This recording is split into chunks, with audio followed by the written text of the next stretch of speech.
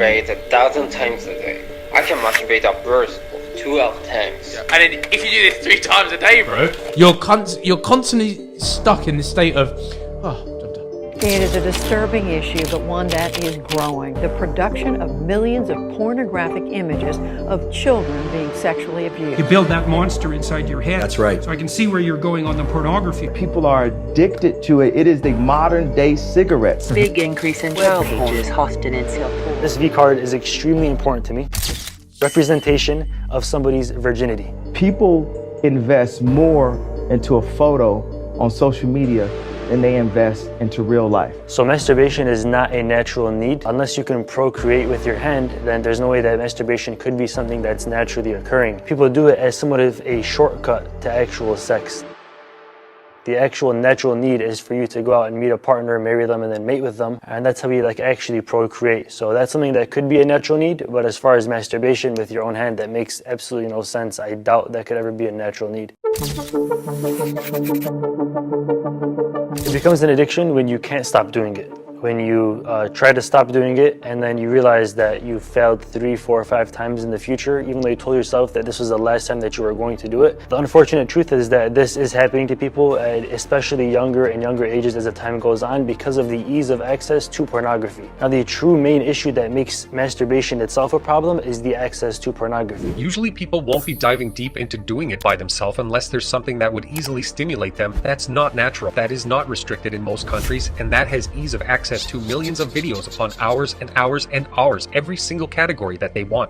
The brain is a learning prediction machine. If your brain learns to be aroused by watching other people have sex, it is not necessarily going to carry over to the ability to get aroused when you're one-on-one with somebody else.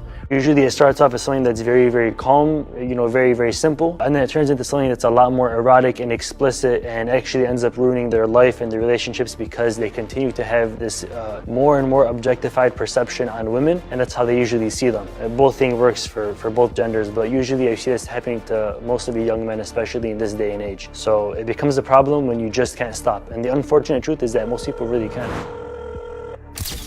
So the harms of pornography are nearly infinite. For example, the first one is that it's extremely addictive. Like at no point in human history have we been able to do a quick search online from the comfort of our own pocket. It's been able to look at millions and millions of hours of unrestricted access to any kinds of videos of people having sex on our phones as we want. That's entirely unnatural. Our ancestors, our grandparents, have never seen as many naked people as we have seen in our day and age within nearly 5 minutes.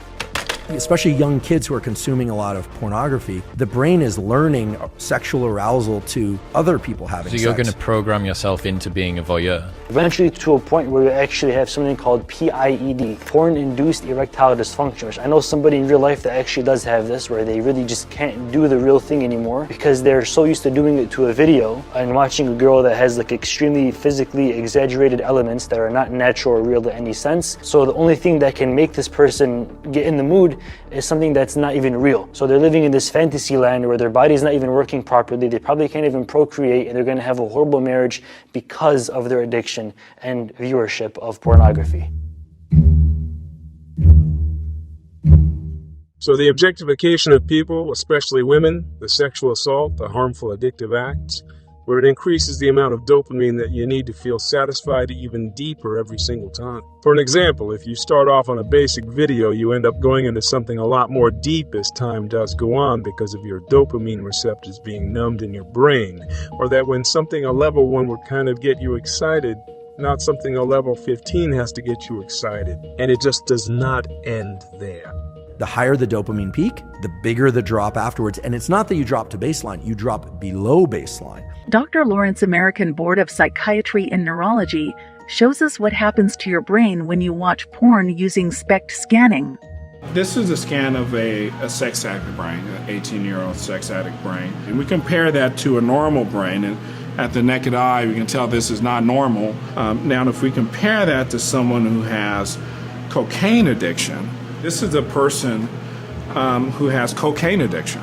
As you can tell, in the prefrontal cortex and the parietal lobe, they're very similar, although you don't see the top part of this brain. The scalloping is about the same if we looked at this sagittally. this person's just not using as much brain because they're used to using the sex and other things to make their brain active. So the excitement of pornography. So we'll see a lot of the same deactivation from cocaine and sexual addiction. You can tell again from someone who's a normal brain, we obviously don't see that degree of scalloping. It takes over the mind.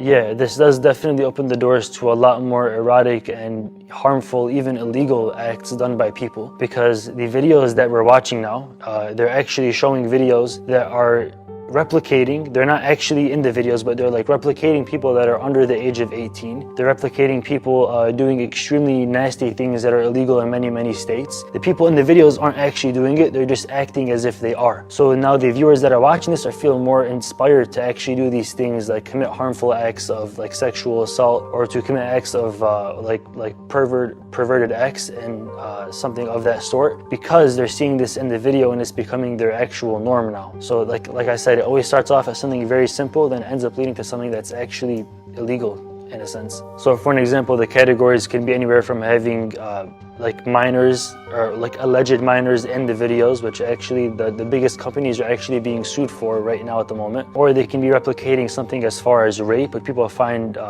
desirable, and that's actually giving them more stimuli to go out and do it in real life because they're finding these videos easily accessible in their own phones. And it's also showing stuff like assault and violence, domestic abuse, and all of the above. Even though it's not actually happening in the video or the actors are okay with it, the concept, the ideology itself is being shown and is being glorified throughout these videos, which is making people a lot more aggressive and higher chances of committing sexual assault.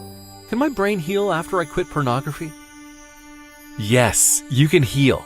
The good news for addicted porn users is that the brain resets with sobriety. The reward system eventually, usually around the 1-year mark, returns to baseline. Feed your brain with the right images and healthy habits. And of course, by staying away completely from watching pornography. During addiction, the number of brain receptors decrease because of exposure to excessive amounts of dopamine. This causes people to take less pleasure than ordinary people. Those who quit masturbating experience an increase in their dopamine receptors to their natural state after a short period. They start to enjoy their life and activities like traveling, chatting with their friends, and going out like everybody else.